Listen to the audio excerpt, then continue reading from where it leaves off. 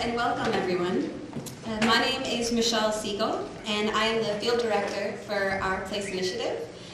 We are a nonpartisan organization that looks to increase civic engagement through community involvement. We are grateful to all of you in this room for making that happen today. I would first like to thank Humber College for allowing the people of Etobicoke and other parts of Toronto to gather here today.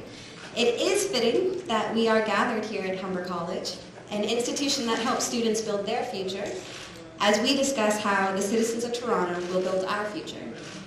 We would like to also express our extreme gratitude to Sean Mallon for moderating our debate. Sean is a senior correspondent for Global TV, whose journalistic contributions have taken him all over the world, covering history-making events, becoming a member of Queen's Park Press Gallery, and producing and hosting Global Toronto's Focus Ontario, which earned him the Radio and Television News Directors Association Award for Best News Information Program 3 years running. He has reported from every province and 3 territories, and we are very fortunate to have him here with us in Etobicoke today. Yeah.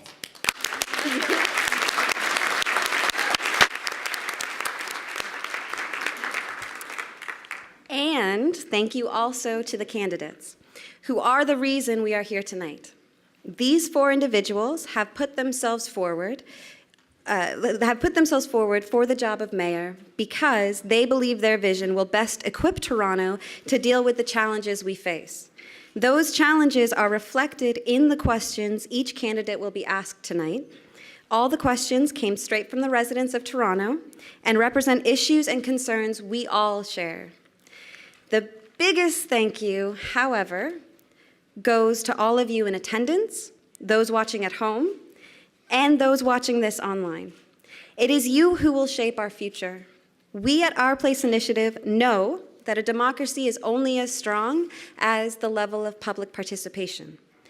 And because of this, we are extremely proud to present this event and extremely honored that you have come out and joined us tonight. But let's keep this going.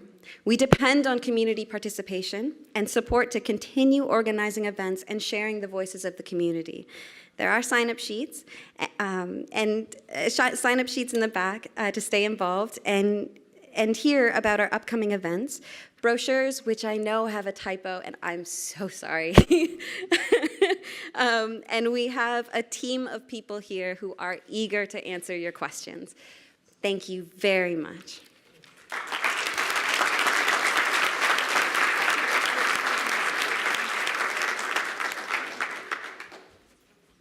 Okay, we're about ready to begin. There's some people at the door. There are still some seats. Please come in, take part in this exercise in municipal democracy, if you like. And thank you, Michelle, for the introduction. Thank you all for being here to the first mayoral debate of the campaign to be held so far in Etobicoke.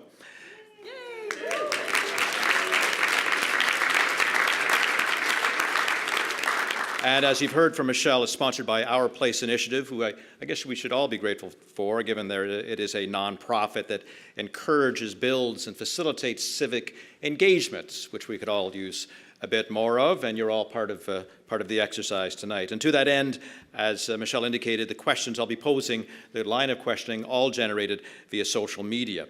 And the format is relatively simple and has been agreed to by all the candidates. Each candidate gets 2 minutes for an opening statement. In part 1, I'll pose what we're calling 3 big questions, which each candidate will get 90 seconds to respond to. In part 2, I'll pose a question to each individual candidate. They get 2 minutes per response, and here's where there's an opportunity for interaction. The other candidates will each in turn get a minute to respond to the initial answer. And to wrap up, each candidate will get 1 minute for closing remarks. Now, we do have a timer running. Someone will be holding up a sign. Where are you? Warning that you're over. There he is. Let's see the sign. Okay, that's the sign that he gets how much left? 10 seconds? 10 seconds left. And that's when your answer is coming to an end. Now, we'll allow you to finish a sentence or a thought. We don't have a hook, but we do have the option of turning off a microphone if somebody strays too far beyond the allotted time. It's my job to ensure that each person... Yes. It's my job to ensure that each person gets a fair chance to make a point without being talked over. So that we can get right to the debate, I'll dispense with detailed introductions and just tell you that we are joined by candidates Karen Stintz, David Saknaki, Olivia Chow, and John Tory.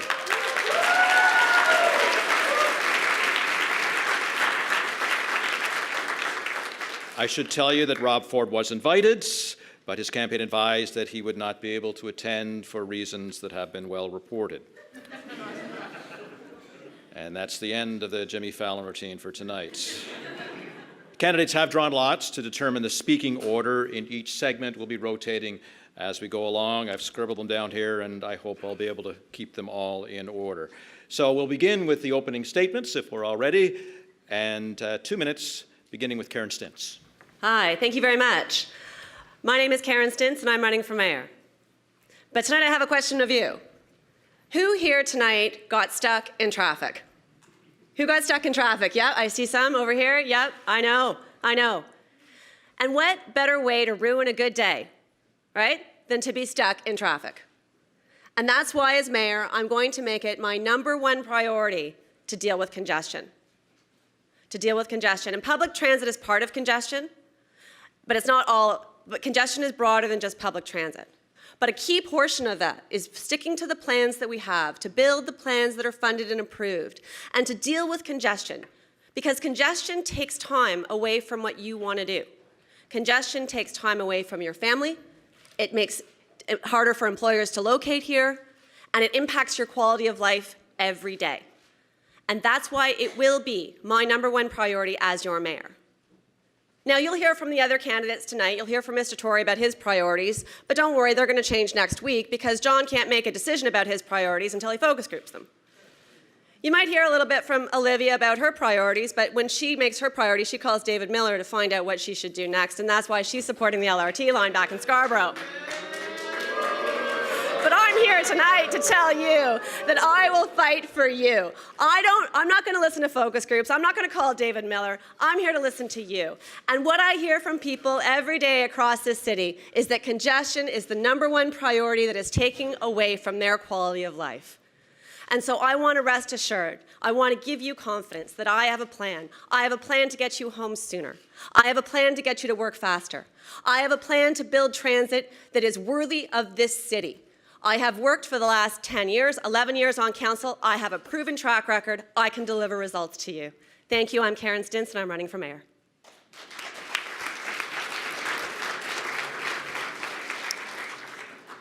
Next opening statement, David Saknaki, for 2 minutes.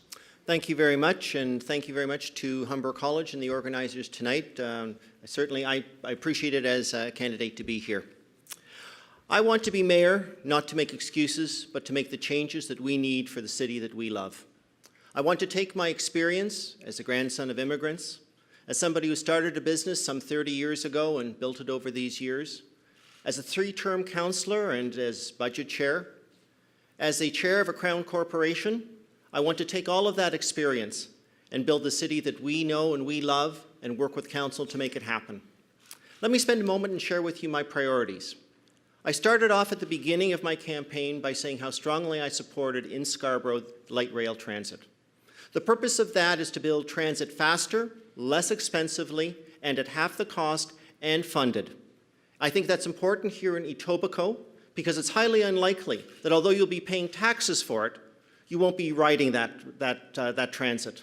And that money is better spent on other endeavors, other lines that are approved, the environmental assessments are underway, and critical ones such as the downtown relief line. I've also spoken about business taxes. As member of council, I pushed forward on a reduction of taxes for businesses and tenants, something that's expiring and something that I want to continue. Early in the campaign, I proposed reform of land transfer taxes, something to make home ownership more affordable for those starting into the home market. I'm the only candidate who have addressed the major budget issues, that of policing and emergency services. Both of those major portfolios desperately need reform so that we create the room in our budgets to make the city we know and we love. And what we're going to do with those funds? We're going to put them in things such as transit. We're going to put them in parks. We're going to put them in community centers and affordable housing to create and continue that wonderful city. And how am I going to do that? I proposed governance reforms. My red flag is up, so I'm going to say I'm the candidate that gets it. I'm going to be the mayor that gets it done, and I ask for your support in October. Thank you.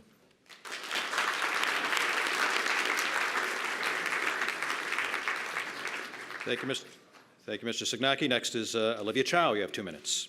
My name is Olivia Chow, and I am running to be your new mayor. I bring something unique to this race.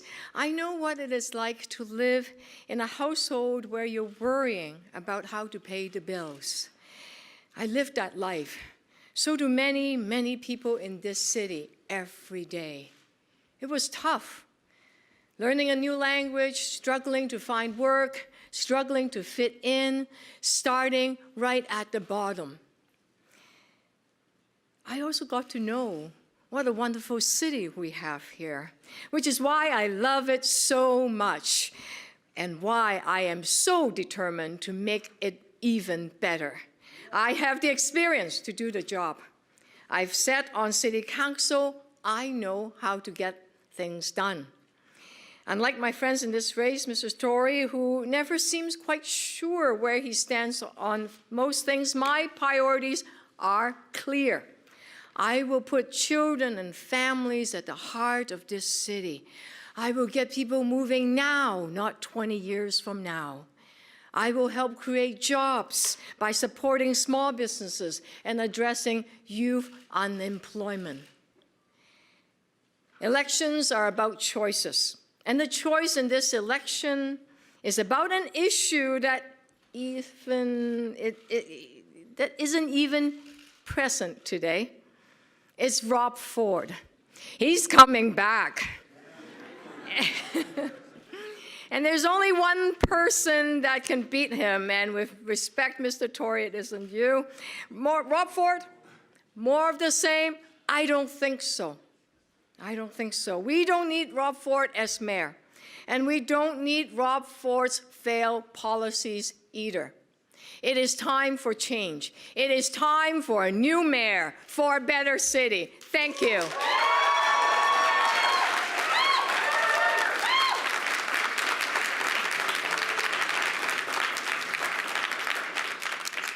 Thank you. And the final opening statement is John Tory, 2 minutes. Sean, thank you.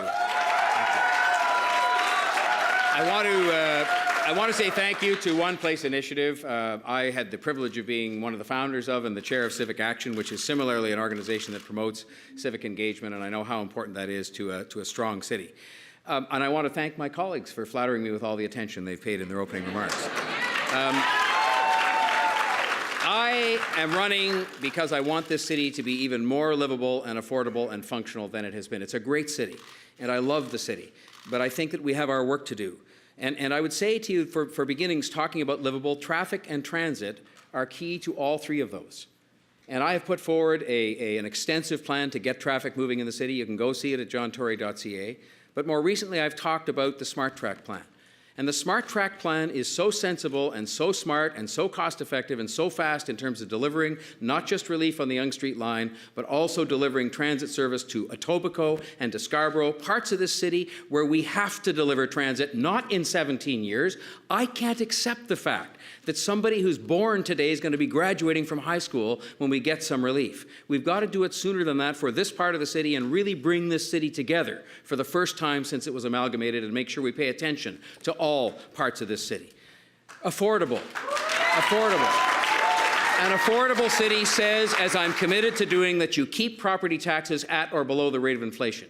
And that can be done, and it speaks to something else I'm determined to do and I know how to do, which is I'm going to go down there, and with respect to those who say they've been there for years, they have been there. When every one of those city projects you read about goes millions of dollars over budget and years over time. And it's going to take some discipline and some accountability to stop that from happening so you can use that money for more productive purposes. And finally, functional. It's almost, in a way, the most important of all. You have to be able to get along with the members of the Toronto City Council to get things done, and you have to be able to get along with the other governments because they're important partners, whether it's in transit or attracting jobs and investment or whatever. And so it's that livable, affordable, functional city and this smart track that I'm committed to building because it's going to give people the transit they need sooner, 7 instead of 17 years, and it's going to connect people to jobs. Thank you.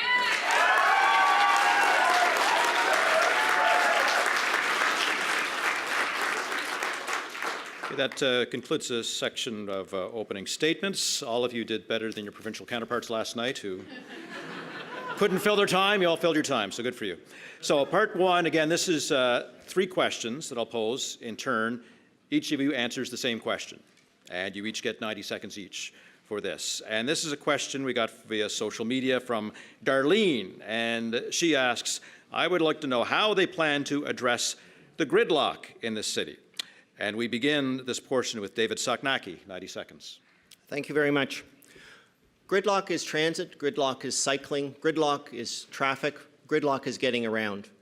I first of all suggest the LRT is the best way to go about in Scarborough for a whole bunch of reasons I gave before. Those funds can be used elsewhere where we need to spend transit. I've proposed a cycling plan, the only one of the major candidates just to suggest a cycling plan that will double the budget for cycling, that will make sure that cycling is a viable commuting option. I've also made the suggestion, recommended in a platform, about parking, about getting around downtown, to eliminate parking on the downtown core arterial roads so that we get around faster and make sure that it happens. Gridlock is also political gridlock. And I'm suggesting that we change the way that we do the environmental assessments down at City Hall to make sure that the bike lanes, the transit, and actually the road work all gets done, planned at the same time as part of the system, and is actually done on time, on budget, so that we get around. Okay, very good. Next on the question of the plan to address gridlock is Olivia Chow for 90 seconds. Thank you. I know what it feels like to be stuck in traffic or packed like sardines, or a bus drive by and you can't get on. So I want to immediately deal with our transit problem. More bus service, 10% increase capacity during rush hour right now. And then we need to put shovels in the ground again right now to build the Scarborough above-ground train service. 4 years faster and 4 more stops and $1 billion less than the underground option. And we also need, for long-term, to build the relief subway line that will take the Yonge Street capacity, and right now is packed in terms of Yonge subway, and we need that subway line. But at the meantime, we also need to make sure that all the TDC tracks and all of those things are in state of good repair by expanding the capacity of the subway. And we can do that by upgrading the signals in the subway system. We also need a better traffic plan, and the traffic plan means that we can move faster, and the construction companies needs better incentive, financial incentive, so that they could finish their construction faster without blocking the lanes. So between traffic plan and a transit plan, that is my way to deal with gridlock. Thank you.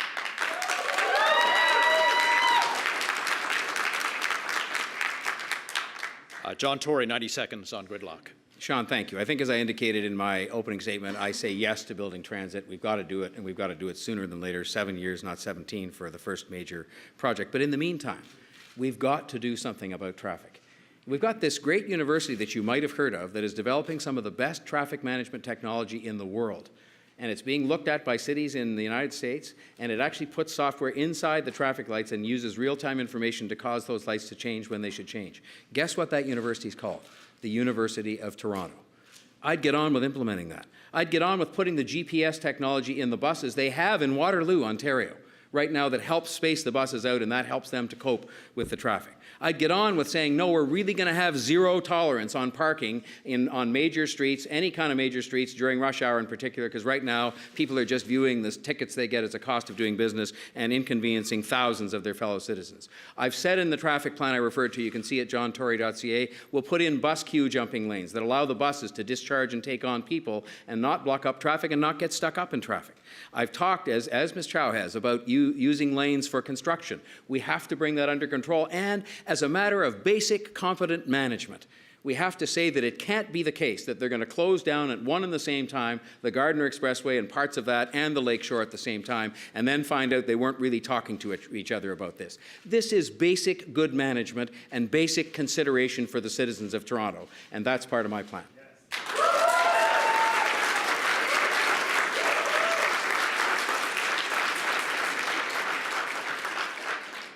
Karen Stintz, 90 seconds on gridlock. Thank you very much.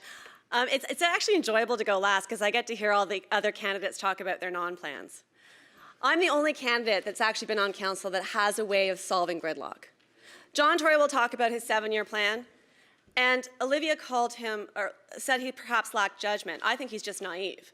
Because if he thinks he can build transit in 7 years on rails that we don't own, with money we don't have, with land that's not ours, I'm not really sure what he's delivering to you. But I'll tell you what I will deliver to you. I will deliver to you a solution for congestion.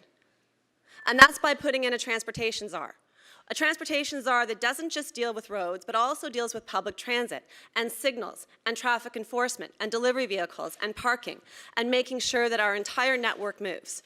Making sure that we don't have the Gardiner and the Lakeshore and Queen Street under construction at the same time, because we have one agency that oversees everything, whose sole focus is to make sure that you get home on time. I'm the only candidate that actually has a funded plan for the downtown relief line over the next 15 years. And I'm the only candidate that will not take this city back into a divisive debate about transit. I'm the only candidate that has a track record of delivering and, again, making difficult decisions, something that we still need to see from John Tory. So I am the candidate that can deliver. I have a transit plan that deals with congestion. I have a way to get you home faster. Thank you.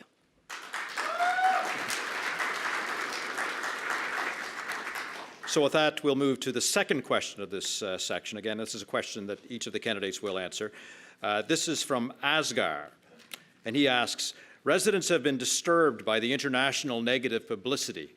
As mayor, what is your plan to improve the image of the city in the eyes of others? And moderator's prerogative, I get to add a second part. Would you favor some sort of impeachment process to remove misbehaving mayors? And we begin this section, 90 seconds, with Olivia Chow. Thanks for that excellent question. I was in China, Beijing, actually, and Shanghai, representing Canada as part of the Canada-China Legislative Association. And while I was promoting pork, beef, lobster, and wine, the front page of the Beijing or the China Daily News was our famous mayor. We need to do so much better. That's why we need a change. We can help promote our reputation by having these wonderful festivals like World Pride that's coming up. And we need a lot more support of a lot of these kind of activities. We can promote our city by bringing pride back and bring respect back to City Hall. I think that's very, very important. And we can do that by saying to the businesses around the world that we are open for business and that you can come here. And we can use some of the new entrepreneurs that are arriving to our city. They have the connections, they have the know-hows. Let us connect with them and make sure that they help promote the city. We have a grand city. We need to promote it better. We need to bring everyone together in order to say that we can be proud of our city once again.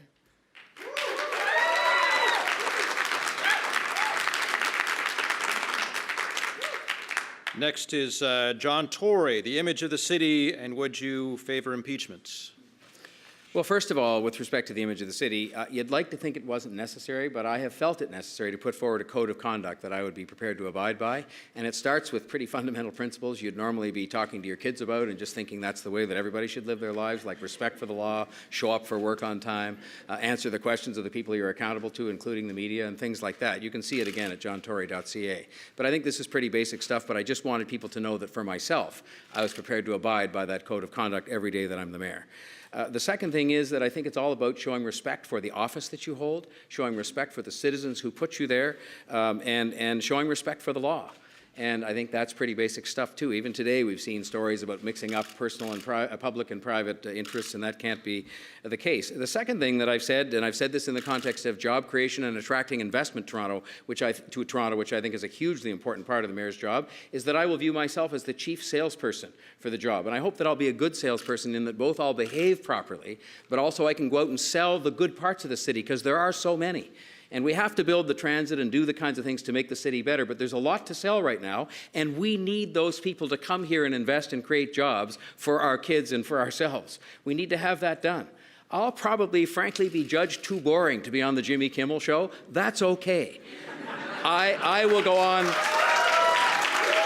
I will go on other TV shows and radio stations and newspapers and wherever I have to be to get people to come and invest and to live here, because we need them. Thank you.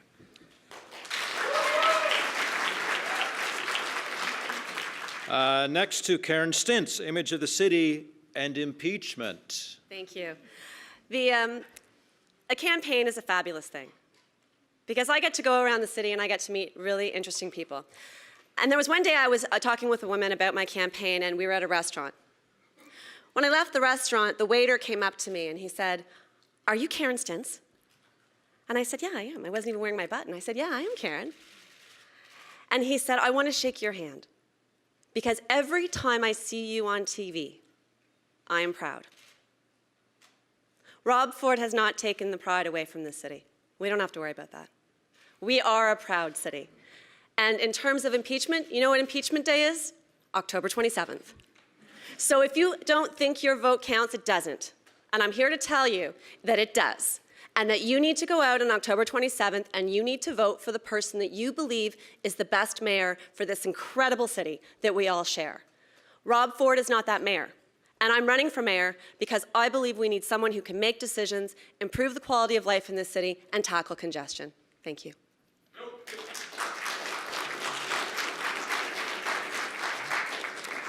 And our final response to this question is David Soknacki, improving the image of the city and impeachment process. I'd like to take that question as one of accountability and how to make the city better. And I introduced, when I was a Scarborough councillor, my first measure was on open government. Later on at the City of Toronto, one of my first measures at large council was to move measures against nepotism, which passed council.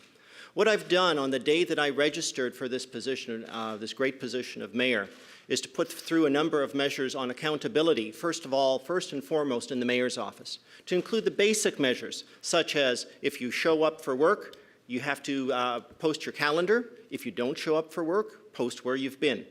I'm also suggesting, and put it as part of the platform, measures within the City of Toronto Act that we can do and ought to do with respect to dealing with members of council that lower the standard. It includes docking pay. It includes enforced absences. We need to do it, and that will in fact not make only council more civil, but it will also make it more productive. Finally, in terms of accountability and making it a better city and enhancing participation, I'm going to be moving back to the old system of public consultation on budgets, so we see exactly what goes into those budgets, and there's a lot of consultation. So in terms of accountability, I think that a lot can be done, a lot should be done. With respect to recall, I think it's October 27th, and we all have an opportunity to participate in that recall. Okay, thank you.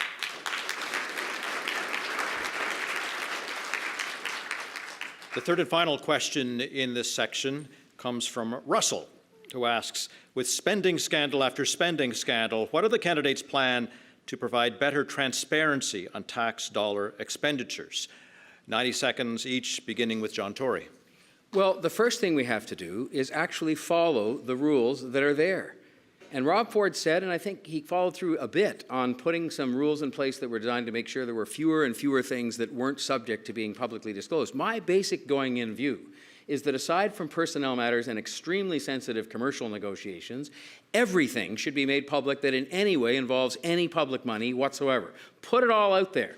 I think that transparency is the best friend not only of the citizens, but also of the politicians and the public servants, because people are less inclined to do things they shouldn't be doing or to take steps they shouldn't be taking if it's all out there on the internet. And there's no excuse for it not to be out there anymore. None, technically.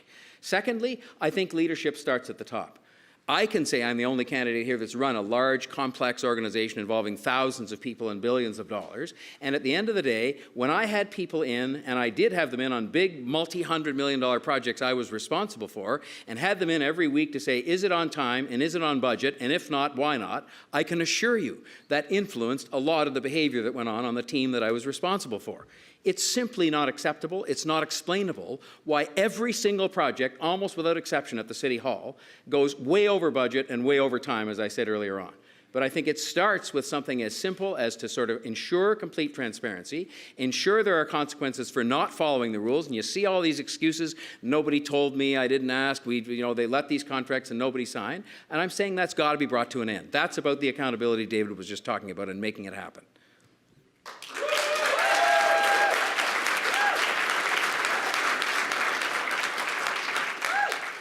Next response on transparency and tax dollar expenditures is Karen Stintz for 90 seconds. Thank you very much.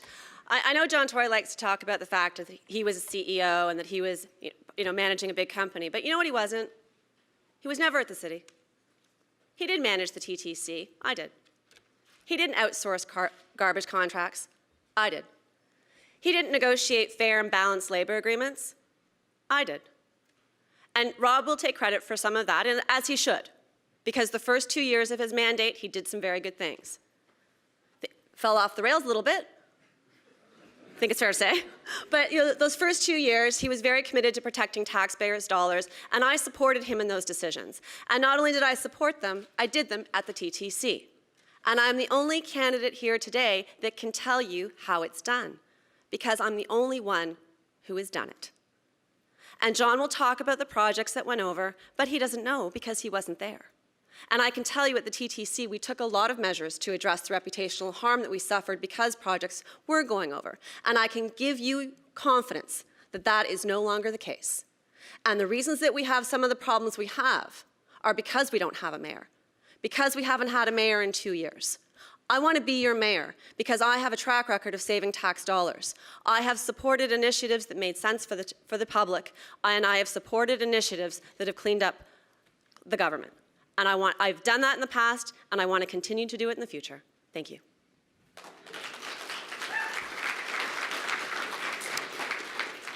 David Suknacki, 90 seconds on transparency and expenditure. Thank you very much.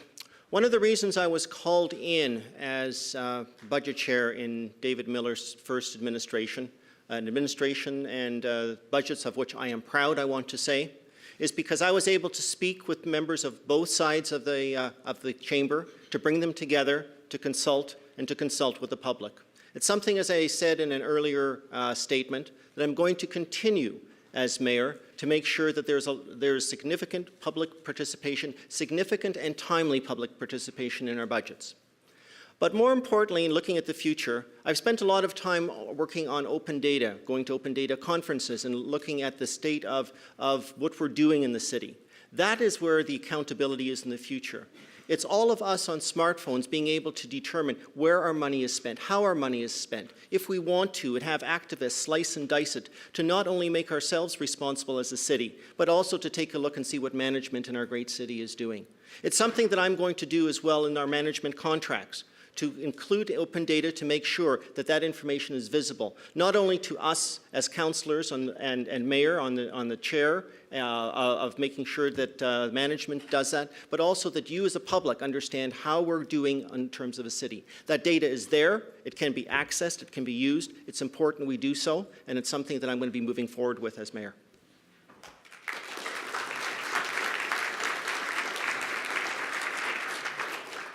And their final response on transparency and expenditures, Olivia Chow. I support David's plan, been pushing for open data and began that process when I was on City Council on the Budget Committee, because it's very important for people to know how their tax dollars are being spent. Let me give you one example, however, other than the communication, is in terms of spending scandal. We are wasting $1 billion in the Scarborough below-ground transit option. We don't need to do that because we can build above ground. And wasting $1 billion is a lot of money. You know why? Because already $100 million have been spent studying that option, light rapid transit, and many years been already spent on designing that option. Contracts with bombardiers have been signed, and if we cancel it now, and if we rip up the contract, it will mean that a lot of money is being wasted. So one of the key areas to make sure there's no spending scandal is not to flip-flop on decisions. Once we said we're going to do something, do it. Once a decision is made, we need to proceed. And since the Scarborough above-ground train has been designed, let's move on and make that a reality immediately, and not waste $1 billion.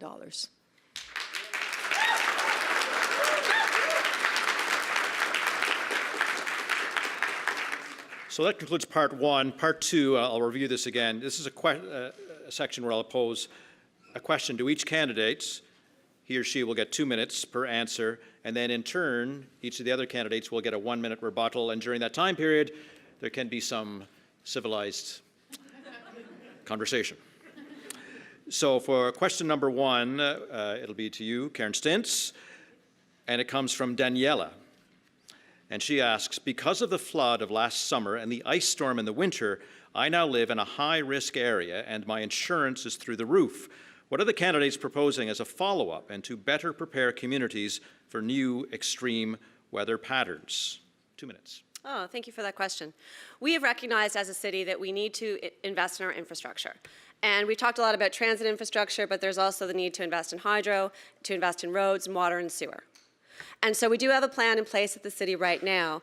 And for the first time ever, the federal government has recognized that they need to be our partner and investing in our infrastructure to help us prepare for extreme weather events. Because we know that part of living in a city means that you can afford to buy insurance. And we know that at a minimum, people who live here want to have the basics, right? We spend a lot of time debating frills, but what we need to be talking about are the basics. And that means making sure that you get water, sewer, lights, roads, transit, and the things that you need, the basics in a city. So we need to get those right, and I'm committed to getting those right. Thank you. Mr. Sagnaki, you have a minute to respond, and Ms. Stintz may converse with you. I think as well, we need to work on environmental solutions, because extreme weather events are in fact the warning signs, the canary in the coal mine, if you will, of what's happening. So that means working on stormwater management. It means investing in our aging infrastructure in such ways that we look after environmental issues. It means looking after and making sure that we have green roofs, we have our tree canopy. It means the continued investment in our parks and making sure that that's all part of our urban infrastructure. It's part of making sure that our roads stay up to scratch, and we keep investing in our roads networks and our full investment in transit. So it's a lot more than simply insurance. It's part of the future, and it's part of environmental programming as well. Ms. Chow, 1 minute for you. Climate change is serious. We need to address it. The temperature cannot continue to rise by 2 degrees, because if not, we will have serious consequences. Talking about preparedness, hydro, they need to trim the trees, upgrade the hydro station. There are a lot of things that hydro can do to prepare for storms. Water, our sewage pipes are very, very old. It needs to be upgraded in order to prevent the flooding in a lot of homes. And that is expensive, and we need to invest in it. We also, other than the preparedness of it, we need to harness the solar and wind. We need to make sure, whether it's the city buildings or residential buildings. We need to help homeowners to retrofit their homes. I live in a home that have solar panels, that have geothermal. We can do so much where we can burn less and pay less, and that is what the future is all about.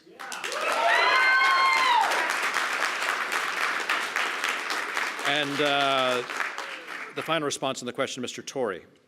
Sean, I'll say that I think some of the ideas my three colleagues have talked about are ideas well worth pursuing. This was a topic that we took up at Civic Action before the flood of last year and before the ice storm, because these things were happening more frequently, and we don't know exactly why, I guess. We have some ideas.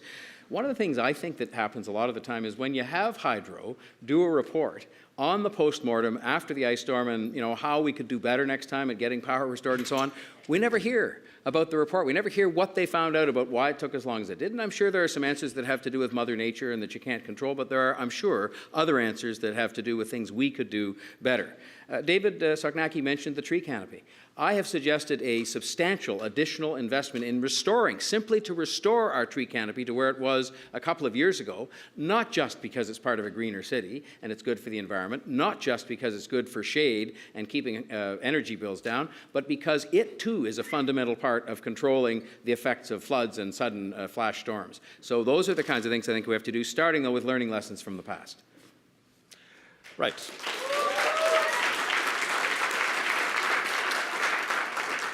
Question 2 from this section. This will be to you, Mr. Soknacki. It comes from the initial J, is how they sent it in via social media. What are candidates' strategies to assist low-income people and the homeless, and what is their vision for social housing? 2 minutes, Mr. Soknacki. Thank you very much. Social housing is part of a continuum that starts with just affordable housing at one end and homelessness on the other. And it's also not only deals with the investments that we make for new projects, but there's also a huge amount of state of good repair. What I'm suggesting on first of all, on affordable housing is to make sure that we have that state of good repair solid, make sure that the funding is there. It's not a lot more money. We have we have some ideas with respect to what's happening in Regent Park right now, Lawrence Heights. I intend to continue that with looking at other areas that we can frankly densify and use to integrate additional housing to make sure that our new affordable housing stock is part of our regular housing stock, which is absolutely critical for the social integration. I spent a fair bit of time working with those less fortunate to look at affordable housing options for our city. We need to make sure, of course, that our federal and provincial partners are there at the table, but we need to accept our responsibility. We need to be able to do better. We need to measure our affordable housing stock and the way we provide it with measures that are efficiency measures that are not up to scratch the way that we manage affordable housing. We can put people in our units faster. We can put them in better. We can make sure that our populations work better by putting in those open data concepts that I suggested earlier.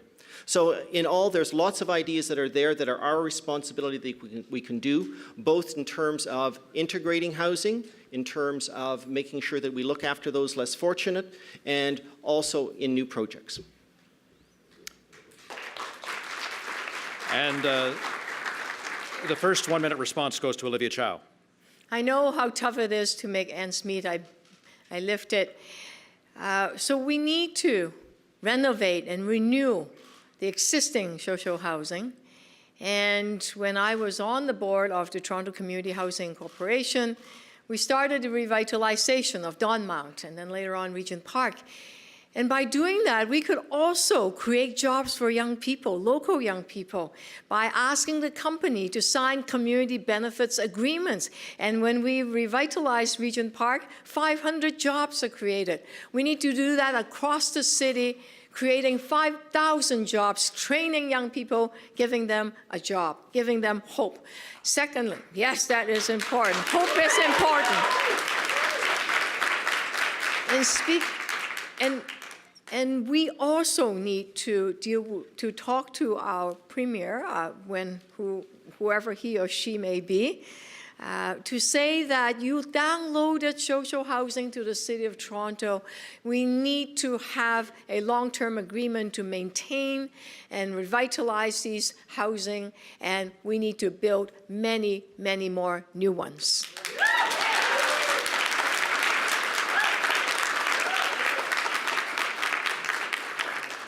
Next is John Torrey, low-income people and the homeless and social housing.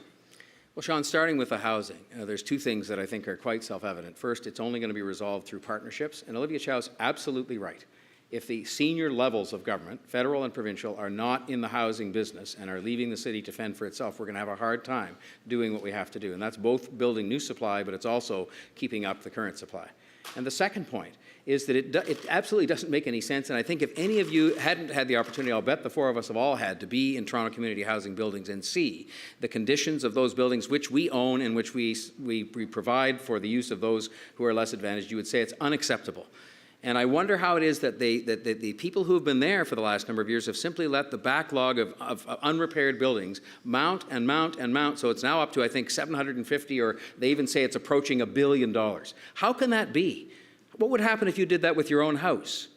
It just doesn't make any sense. So we've got to come to address that, and it's going to be difficult to address it, but it has to be done. But then the other kind of partnership is private-public partnerships. Where it's worked in Regent Park, that's what it is. And a lot of people don't like that expression. But in the end, it was the Daniels Corporation and others in the nonprofit sector who worked with the city and the other governments to get that neighborhood revitalized. We've got to repeat that over and over again.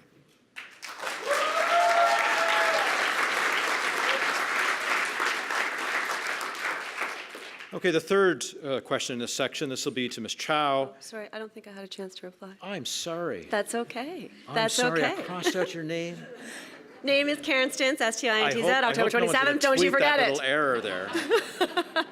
My apologies. The number one thing we need to do, and if we're actually serious about affordable housing, is we need to fix up TCHC.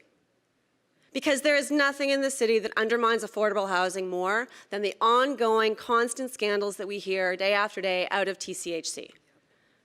And of all the things that Rob Ford did, and he did some good things, the one thing he said he was going to do, but he didn't, he said he was going to clean up TCHC. Do you remember after the chocolates? Remember the bonbon incident? When all the TCHC staff went out and bought chocolates, and then Rob Ford fired the board? And then he brought in a new board, and he said, I'm going to fix TCHC, but instead of fixing it, he went and walked the halls. He went and walked the halls to see how they were falling into a state of disrepair. That's not what you need in a mayor. You need a mayor that can actually fix things. And there is nothing, when I see time and time again, there is nothing more disheartening than the ongoing scandal at TCHC to undermine all the good work that's being done in this city to build affordable housing. So I will fix it as your mayor. Thank you. Thank you, Ms. Stintz. Question 3, and we'll begin with Olivia Chow on this one. This is from Dana, and she asks, given Toronto's surge in condo construction, what will you do to ensure future development is guided by clear and long-term planning that sets out a vision for Toronto and works in the best interests of residents by providing clear guidelines for developers, including height, density, infrastructure, and green space requirements? 2 minutes to Olivia Chow. That must be a planning student. It's Jay, right? Must be a planner maybe. We need comprehensive, holistic, healthy neighborhood. How do we do that? When we build any buildings, we need to consider all the amenities around it. And we can start by putting children and families at the heart of a neighborhood. You know why? Because if you build a neighborhood with children and seniors at the heart of it, it means it will be safe. It means that there will be greens. It means that the height will be appropriate. There will be places for people to play and gather. And it also means that there will be grocery stores and people can meet each other. And that is the kind of holistic neighborhood that is necessary. And we can start by putting together an official plan, which is what the chief planner, Jennifer Kismat, is doing right now. An official plan that design in different areas what kind of density, how high, and whether it should be industrial, commercial, or residential. And if it's residential, what kind of amenities must come with it. Because we can't just go and build a neighborhood without considering the schools, the community centers, the parks, the recreation centers, the libraries, and the childcare centers. And I did just that I'll give you an example. In the area between Bathurst and Spadina, south of Front Street, and you would see an area called City Place. And there are quite a few condominiums there. But we said to the people that built the condominiums that you have to put aside land, and you have to pay, not the taxpayers, you have to pay for 2 schools, 1 community center, a park, well, a series of parks, childcare center, and a library. And guess what? Last week, the library just opened. And that's the kind of neighborhood we need more of all across the city.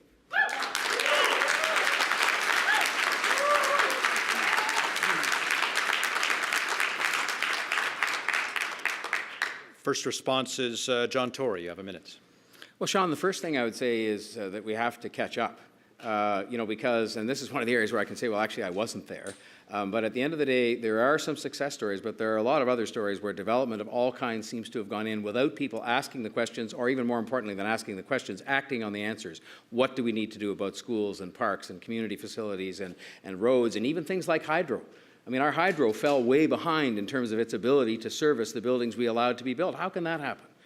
And so I think we've got to catch up, and that's why I'm so enthusiastic about the Smart Track plan, because it allows us in 7 years to actually address some of the transit challenges that we face because we allowed things to happen in different parts of the city that don't have adequate transit service for the buildings that have been built, both office buildings and residential buildings.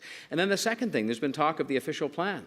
Well, what I've seen over the years, many years at City Hall, is that they pass an official plan and then they don't follow it. It seems like the ink is hardly dry before they start making exceptions. If you pass a plan, follow it, and ask the questions at the time you allow things to be built about the schools and the parks and the roads and the hydro and everything else. It's just common sense.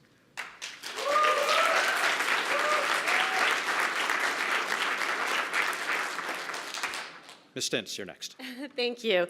The issue that we're dealing with is congestion. The challenge that people have with their neighborhoods being developed is the fact that they can't get around. If we dealt with the congestion, then the building of the communities would be less of an issue. But until we fix the congestion, we're going to continue to experience pressures within communities and reactions within communities when their communities are redeveloped. And so that's why I have a plan to deal with congestion. And part of it is public transit, but part of it is recognizing that we have to make sure that our roads are working. And that means making sure they're not all under construction at the same time. It means making sure that our lights are synchronized. It means making sure that we don't have delivery vans parked illegally on major arterial roads. And it means committing to build the transit that is funded and approved. Not the dream plan that John Tory will talk to you about. And it's really interesting because his funding, the funding that he talks about, is funding that he dismissed when he was chair of Civic Action. So it's interesting that when he was chair of Civic Action, he knew that that wasn't a viable funding option, but when he's running to be your mayor, he's pretending that it is. So the thing we have to deal with is congestion, and we don't have any more time to deal with it if we're going to continue to grow and be the city that we want it to be. Thank you. And the final response, Mr. Saknaki. Sean, could I just ask a question about the rules? I think I have to. When you want people to intervene, you said The we intervene- could, the but I don't want to intervener- trespass on anybody else's time, that's all. If we can Like- clarify it, Should you have a period Mr. after we all answer? Saknaki, or in this case it was Ms. Chow, makes a response. You each in turn get to respond to her response, and if you wish to interact one-on-one at that point. Sorry if that wasn't clear. I gave my 1 minute answer, but you're saying, so that's it, you don't get any other chance to? Not in this, in Oh, the next okay. question, maybe. Fine. Okay. As I said, the rules were all agreed to in advance. With that, the final response, 1 minute to Mr. Saknaki, and if you wish to interact with Ms. Chow, you're allowed. 1 minute. Thank you, but I think to answer the question of how do you empower planning to get good plans, you do just that. Rather than talk about everything else under the sun, I think what you do is you empower planning. You empower it by putting in stronger zoning. You empower it by putting in stronger secondary plans. You change the committee structure to make sure that major plans go through committees that respect the plans that we agree to as councillors and as members of the public. And you finally make sure that you roll all of your plans together into the planning department. And I know that sounds trivial, but if you go back to the experience of St. Clair, the St. Clair right-of-way, what happened there is that every department was planning on its own. And if you want that type of city and you want that type of plan that the questioner asked, what you do is, in fact, you make planning the major area that you do just that. It will be a real challenge because what you've got is you've got areas such as TTC that wants to plan on its own, but it's going to require some strength to put it all together, and I'm prepared to do that.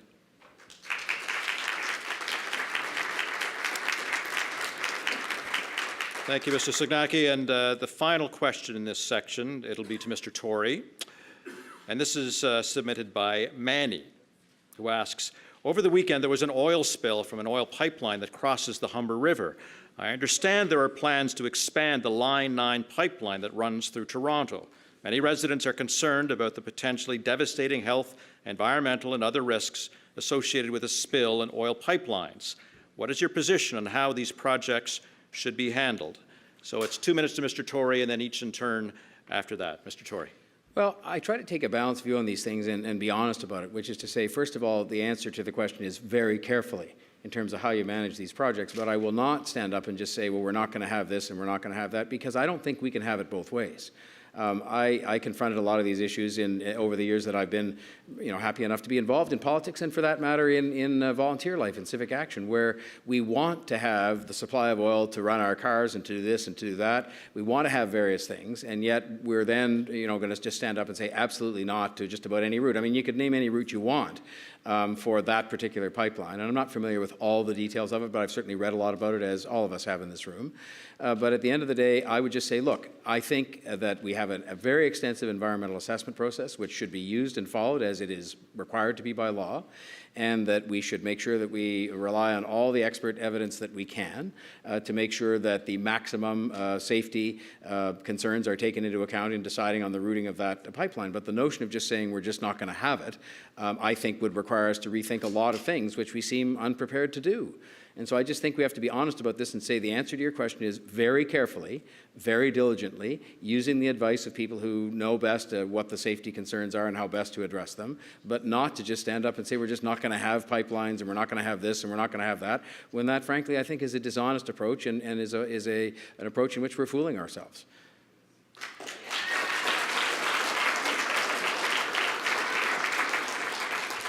And the first response goes to Karen Stintz, and this is when Ms. Stintz and Mr. Tory, if you wish to interact, you may, but you start with you, Ms. Stintz. Thanks. John, I'm always amazed at how you make simple things difficult, because really it's about safety and security. And the people in this city want to know that their mayor understands what their safety needs are. And if we're going to have those kinds of lines going through the city, what the residents need to know is that their mayor understands how to keep them safe. And so it's not that complicated. You want to just make a city safe. You want to make sure that you have the safeguards in place that you need. You want to make sure you understand what the environmental hazards are, and you want to make sure that you build protection for every neighborhood that might be impacted by it. Line 9, again, I'm learning a little bit about Line 9 through this election, but what I can tell you as mayor is that no neighborhood will be subject to any environmental degradation as a result of chemicals and hazards coming through. And that if there are such things coming through your neighborhood, you will know about it, and you will know every action that I am taking to keep you safe. It's not that hard.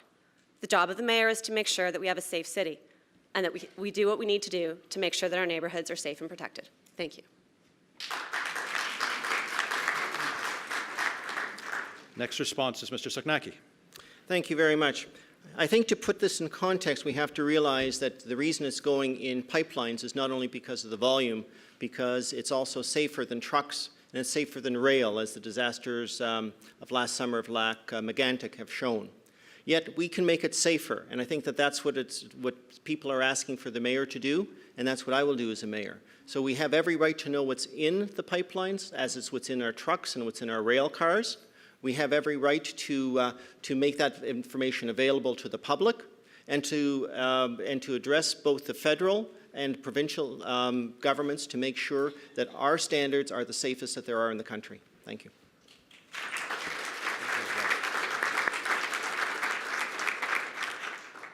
Ms. Chow, 1 minute to you. If I'm asked to vote a yes or no, my answer will be no right now. I'll tell you why. Because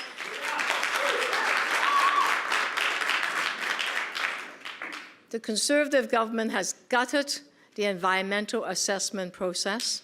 And so there's hardly any check and balances anymore. And we need to do the hydro test because the pipes might be leaking, we don't know. So how you guarantee safety? So I think it's very important as a leader of a municipality with a pipeline coming through Rouge Valley, for example, a beautiful Rouge Park, we need to make sure that it is safe. Right now, there is no safeguard because there's no more environmental assessment process. So I think a decision needs to be made.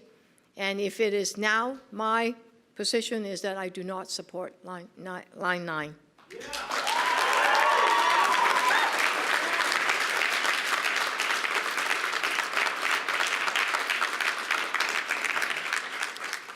And that concludes that section. So we're left now to the closing remarks, where each candidate will get 1 minute each. We'll go in the reverse order that we began with. So, Mr. Tory, 1 minute to you to wrap up.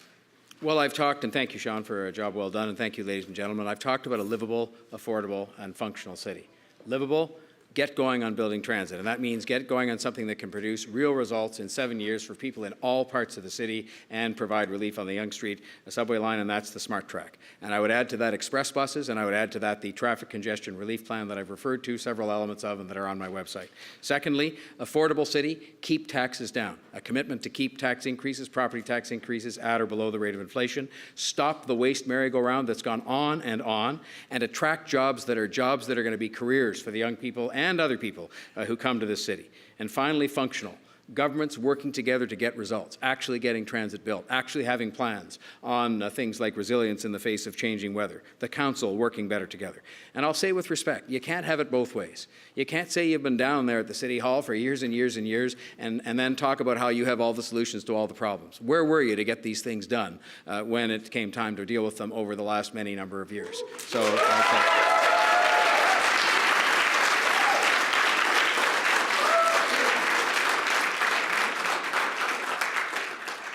Ms. Chow, 1 minute to wrap up.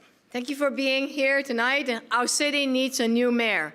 It's time for Rob Ford to go. It's time for his circus to leave town and all of his,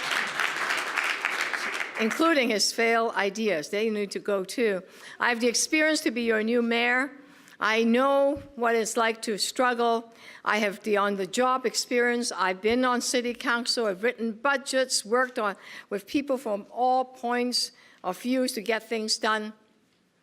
I will not say one thing and then switch my position immediately and say something else, because being decisive is a quality of leadership that we need in this city. We need good judgment. And that's why it is time for a new mayor for a better city. I hope I can get your support. Thank you very much.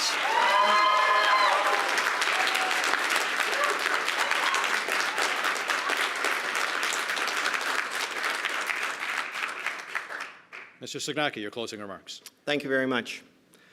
I'm David Sognacki, and I'm running to create the city that I think we know, we want, we love, and the city of the future. I've served as a 3-term councillor, as budget chief. I've built my own business for the last 30 years. And at City Hall, I've controlled the debt and managed budgets. In the private sector, I've created jobs and met a payroll for many, many years. My platform is a down-to-earth platform, one that helps innovation, one that builds transit, ones that modernize service, and ones that addresses the issues that no one else seems to address, such as policing, such as our emergency services, and such as the key issues that we need to change in order to build the city that we know and love. I know the frustration that people feel when they see the circus at City Hall and the squabbling that goes on. I know that we can do better, and so do you. I'm the candidate that gets it, and I'll be the mayor that gets it done. Thank you.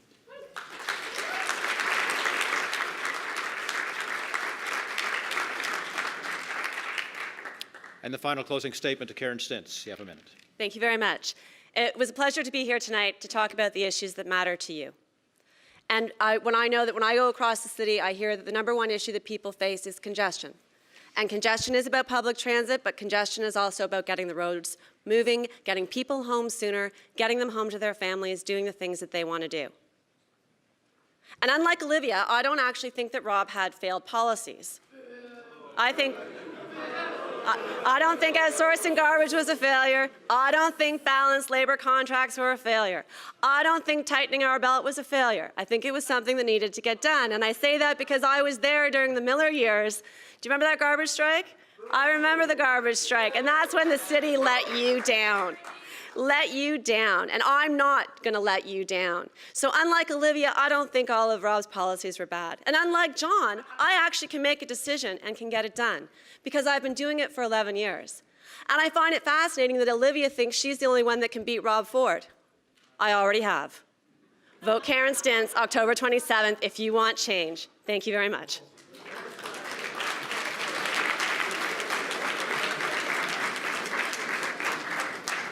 And that concludes thing. Thank you, candidates. Congratulations to you all for putting yourself forward. Thank you to Our Place for organizing. Thank you all for coming. Thanks for having me. Good night.